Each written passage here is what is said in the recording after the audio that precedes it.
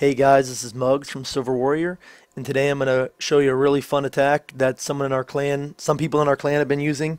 This is a little bit of a variation of the attack because of the certain base here. So I guess the name for this attack is a GoVaLoWiWi. GoVaLoWiWi. So you have 2 golems, 1 in the clan castle. You have 8 Valkyries, 12 loons, and some witches and some wizards.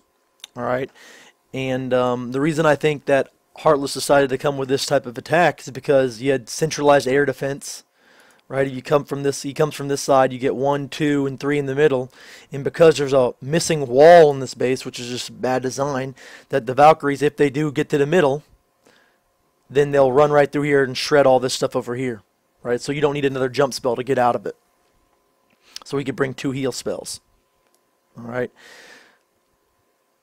One thing that I've noticed about Valkyries, and I'm going to say this before I explain the attack, but because the new poison spell, witches, wizards, and archers aren't as strong as they used to be, people are putting hounds, dragons, and loons because the poison spell doesn't really affect them much. That being said, you really need to make sure that when you're using Valkyries and it's not the first attack on a base, or even if it is, because your golems are going to get a lure pretty early on this deck because the clan castle is relatively easy to lure. You have to make sure you don't send in your Valkyries too early, otherwise the balloons and dragons will destroy your Valkyries along with your golems, right? And that's what Heartless did a really good job on this attack, and that's what I think I see a lot of errors as. The people send in their Valkyries as soon as they send in their king, or right after they send in their golems, and they send their king, and then the golems all die with the Valkyries, and it's like, I mean, that's a lot of army camp spots. 4 to 6 Valkyries is, you're looking at 32 plus troop spots depending on how many you bring, and it's a lot of troops to die to splash damage when they're not really doing it. They just kill 2 or 3 defenses. So what Heartless does in this attack is he sends a wizard here and a wizard here, start funnel. And this is a really good idea because he knows that he's going to start his attack from this direction here. Alright? And as soon as he drops his golems, that these defenses here are going to target his golems. And so what he does, he drops these wizards early to help create a funnel so that the golems don't have to take unnecessary damage. Okay? So that was pretty cool. One thing that I noticed that I would have done differently is how he deploys his wall breakers, and we'll talk about that in a second here. So let's start the attack. So he drops a couple wizards. Starts to create a funnel.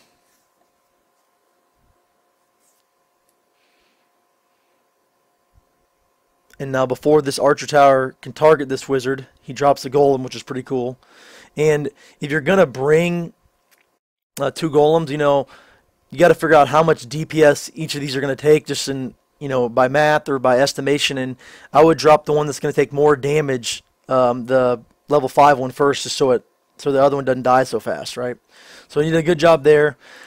A couple things I would have done differently. The first thing is this wizard. I would have dropped 1 wizard here and then another wizard up top, because I would have been super scared when I dropped my Valkyries that they wouldn't run over here and take out some of these buildings rather than go to the middle. The chance of that would be, they're pretty far away, but still, I'd always err on the side of caution. The next thing is that when you deploy your wall breakers, he deploys 1 wall breaker like right here, and that's fine, and it runs up here and blows up on this section of the wall. Well, as soon as that happened and it was successful, you should drop your next 2 wall breakers in the same spot, which is right there. Right? I don't know why I zoomed in that way, but anyways, you want to drop them all in the same spot, because if you individually click 1, 2, 3, they're going to run here, and then here, and then here, and you might not blow up the wall. Thankfully it did, so it didn't really matter, but just something to think about. Bring 1 extra wall breaker, make sure it gets there, make sure you're not dropping it in the wizard splash. So there's the 1, and then there's the 2, and then there's the 3. Look, they all hit different spots. This is kind of a weird thing. He didn't really drop them that far off, but I would drop them right Once you drop that 1, I drop 1, 2, so they both go to the same spot. Just something to think about. So this is the second attack on this base, and like I said, you want to be very careful about using your Valkyries too early, because if you had to drop them all right here, they would have run up here and they would have killed this, but at that same time, these 2 balloons and dragon would have been roasting him.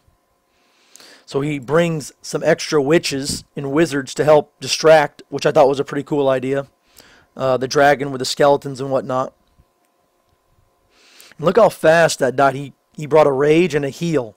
Okay, so the heal served 2 purposes. One, it was to keep the golems alive a little longer while the wizards and witches killed the dragon and balloon. Now look how fast that died. I mean, it just got melted because of rage.